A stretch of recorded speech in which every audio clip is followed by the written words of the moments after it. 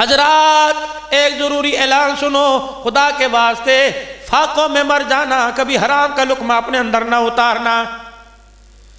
ایک صحابی کے گھر کے اندر فاقہ آ گیا، پہلے دن گھر شام کو آیا اور آ کے کہنے لگا بیوی سے محنت تو بڑی کر کے آیا، مزدوری تو بڑی تلاش کی لیکن ملی کوئی نہیں، اللہ اکبر کیا کروں؟ گھر والی کہنے لگی کوئی بات نہیں، کل کھلایا تھا آج نہیں کھلایا تو کل اللہ پھر کھلا دے گا۔ یوں نہیں کہا مجھے زہر دے دے، یوں نہیں کہا او میری بیٹیوں او میری بہنوں او میری ماں، خدا کے واسطے گھر کے اندر روٹی کی وجہ سے نہ لڑا کرو، بستر کپڑے راشن کی وجہ سے نہ لڑا کرو۔ یہ اللہ اکبر، یہ کولو کی بیل کی طرح صبح ریڈیل گھسیٹ کسیٹ کر دھکے لگا لگا کے آیا، مقدر میں نہیں تھا، آٹے کی تھیلی تو کہاں سے لے کے آتا؟ میاں بیوی تو ایک گاڑی کے دو پہیے ہوتے ہیں، اگر خالی ہاتھ آتا تو حوصلہ دے کے اس کا کلیجہ اتنا بڑا کرتی، سارے دل کی تھکان یہ بھول جاتا، لیکن کیا کروں؟ قدم قدم پہ ڈپریشن کے انجیکشن لگائے، روٹی کھاتے ہوئے تانے دیے، پانی پیتے ہوئے تانے دیے، کروٹیں بدلتے ہوئے تانے دیے، یہ اتنا ڈپریشن اپنے دماغ کے اوپر لے گیا،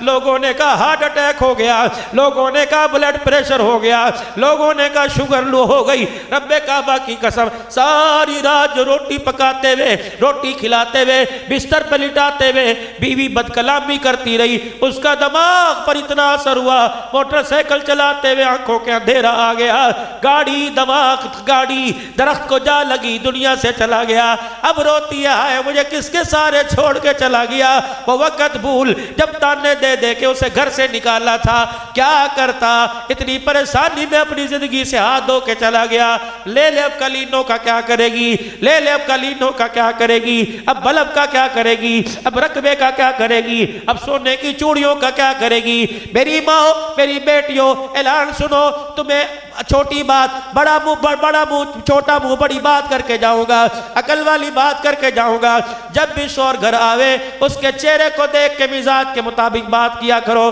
تھوڑا سا مسکرا دیا کرو تو تھوڑا سا مسکرائے گی، تجھے کیا پتا تیرے مسکرانے پہ تجھے دیکھ کے اللہ مسکرانے لگ جائے گا۔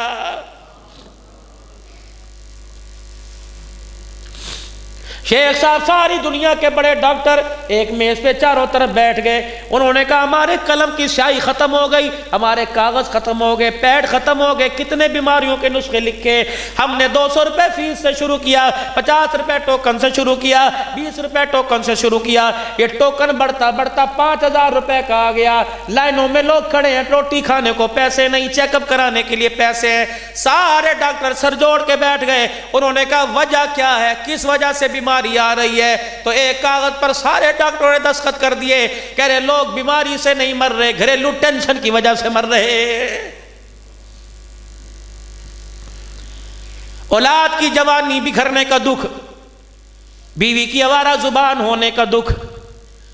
بیٹیوں کے سر سے دوپٹہ اترنے کا دکھ، بیوی کے بد کلام ہونے کا دکھ۔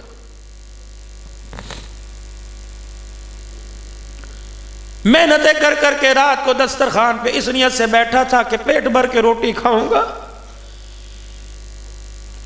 بیٹے کی بڑھتی ہوئی مونچھوں کو مروڑی دیتے دیکھا، خدا کی قسم روٹی کا ٹکڑا ہاتھ سے چھوٹ گیا، بیٹی کو دیکھا سر تو کیا گلا کھول کے باپ کے سامنے آ گئی، باپ شرمندہ ہو کے آنکھیں نیچی کر بیٹھے۔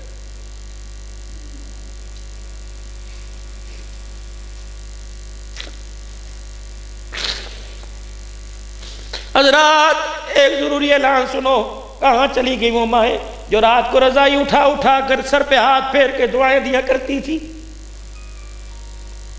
کہاں چلے گئے وہ گھر کے دسترخوان کے اماں ایک روٹی کے 4 ٹکڑے کر کے سب کو دیا کرتی تھی، اور بچے کو روٹی کھاتا دیکھ کے کہا کرتی تھی ماشاءاللہ دودھو نہا پوتو پلو، کہا کرتی تھی میں واری جاؤں کسی کی نظر نہ لگے۔ ماں کی ایک ایک دعا کا ایمان پر ہمارے سینے پر اثر ہوا کرتا تھا۔ روٹی کھانے والی کبھی رابعہ بصریہ بنا کرتی تھی، روٹی کھانے والا کبھی عبدالقادر جیلانی بنا کرتا۔